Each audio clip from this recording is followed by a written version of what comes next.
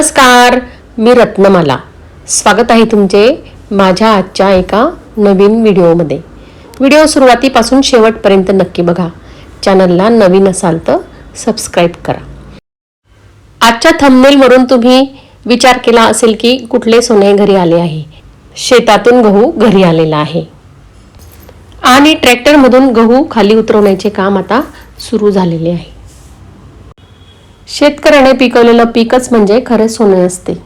त्या सोन्याला कुठलेही तोड नसते.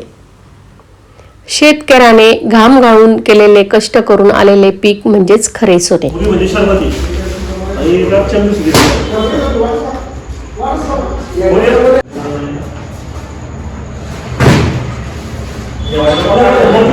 शेतकरी हा अन्नदाता आहे. त्याच्या शेतात पिकणारा प्रत्येक दाणा हा सोन्याचाच एक अंश असतो.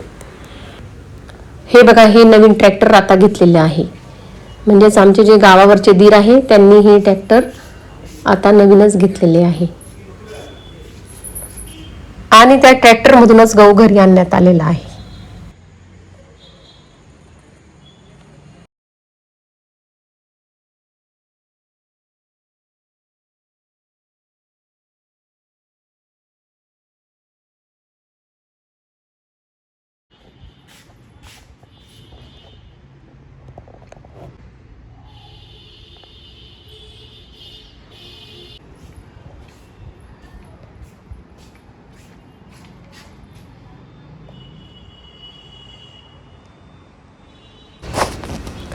आता दुपारचे 12 वाजले आहेत. मी माझ्या एका मैत्रिणीकडे जाणार आहे. हे बघा, त्या मैत्रिणीने किती ताराशी अगदी लहानशा जागेत खूप छान अशी झाडे लावलेली आहे.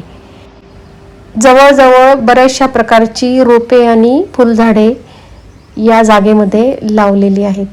यावरून त्या मैत्रिणींची झाडांविषयी असलेली आवड आपल्याला दिसून येते.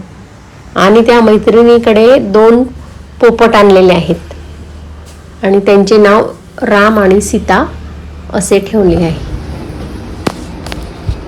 मी बघ पोपट कसं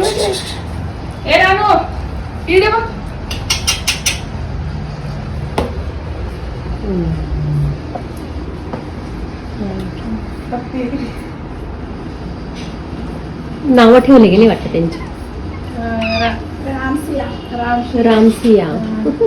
त्याने पण आवाज दिला.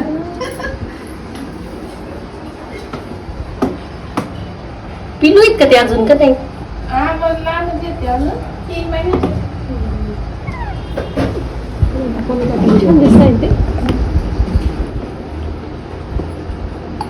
म्हणजे हिचा एवढा पाय दुखतोय का?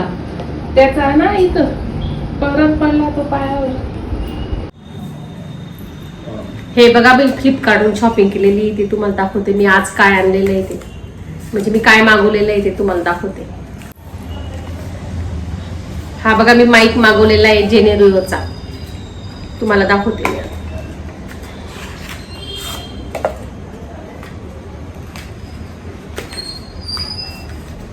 हा बघा, जेनेरिओचा माईक मागवलेला.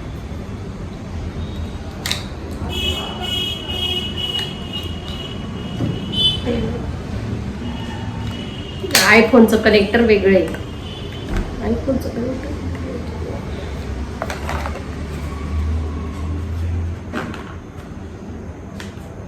शॉपिंग म्हटलं ना तर मला खूप आनंद होतो.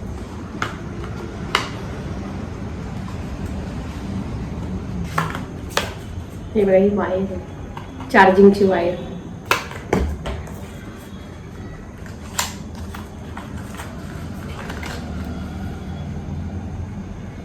हे आयफोनसाठी आणि ही चार्जिंगची वायर आहे.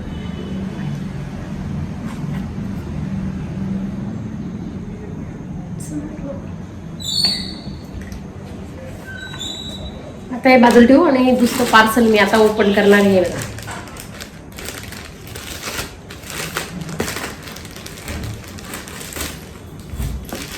आता यात काय आहे तुम्हाला दाखवते.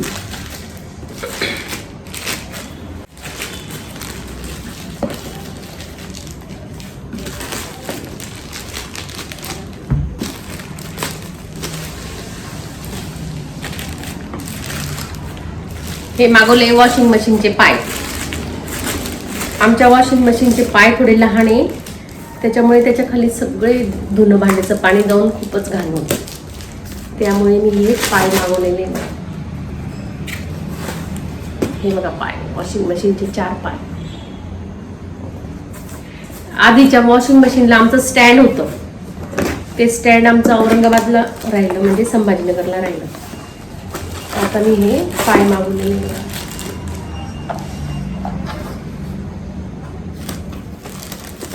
4 पाय आलेले. 4 पाय.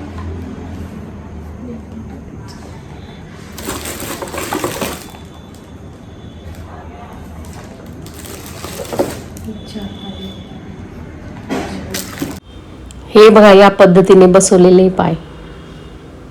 आता मी तुम्हाला बनवून दाखवणार आहे पुदिनाचे सरबत. हा बघा आज किती पुदिना आणलेला आहे, ताजा ताजा. आता या पुदिन्याचं मी आज तुम्हाला सरबत बनवून दाखवणार आहे. सर्वात आधी मी ही पाने सर्व तोडून घेणार आहे. या पद्धतीने तोडायची.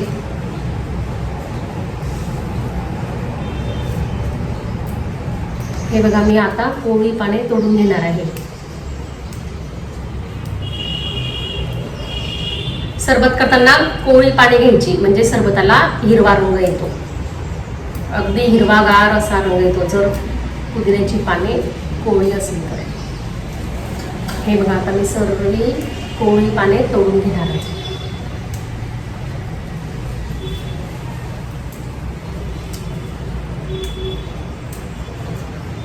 या पद्धतीने पाने तोडायची. उन्हाळ्याच्या दिवसात जर आपण पुदिन्याची चटणी, पुदिन्याचे सरबत, त्याचप्रमाणे पुदिन्याचे धपाटे जर खाल्ले तर आपल्याला शरीरात उष्णता कमी होण्यास मदत होते.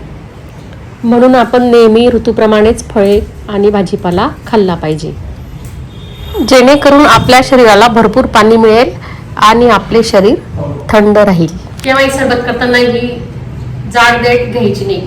ही जर घेतली तर सरबत कडू येतं, म्हणजे कडवटपणा येतो सरबताला. पुदिना निवडताना याच्यातली खराब पाने काढून टाकायची आणि पिवळी पाने सुद्धा काढून टाकायची. त्याच्यामुळे सरबताला एक वेगळी चव येते त्या पानांमुळे. म्हणून नेहमी चांगली पाने घ्यायची पुदिन्याची. या दिवसामध्ये बाजारात भरपूर प्रमाणात पुदिना आलेला असतो, कारण पुदिना थंड असतो. जो भाजीपाला किंवा जी फळं थंड असतात ती नेहमी उन्हाळ्यामध्ये येतात.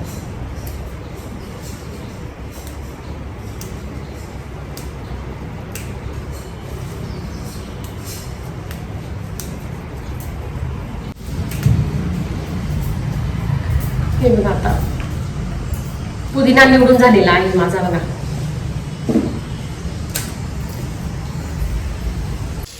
सरबत करण्याआधी पुदिना चांगला स्वच्छ पाण्याने धुवून एका चाळणीत कोरडा करण्यासाठी ठेवला पाहिजे. आता मी त्यासाठी घेतले काळे मीठ, साखर, लिंबू आणि बर्फाचे तुकडे आणि धुतलेला पुदिन्याचा पाला. हे सर्व मी आता मिक्सरमधून वाटून घेणार आहे. सर्वात आधी मी पुदिन्याचा पाला सर्व मिक्सरमध्ये टाकून घेतलेला आहे. त्यानंतर मी त्यामध्ये काळे मीठ, साखर, बर्फाचे तुकडे टाकून घेतलेले आहे आणि अर्धा लिंबू पिळून घेतलेला आहे. बर्फामुळे पुदिन्याचा रंग काळा पडत नाही. जर आपण पाणी टाकून मिक्सरमधून फिरवलं तर मिक्सर गरम होते आणि त्यामुळे त्याचा रंग काळा पडतो.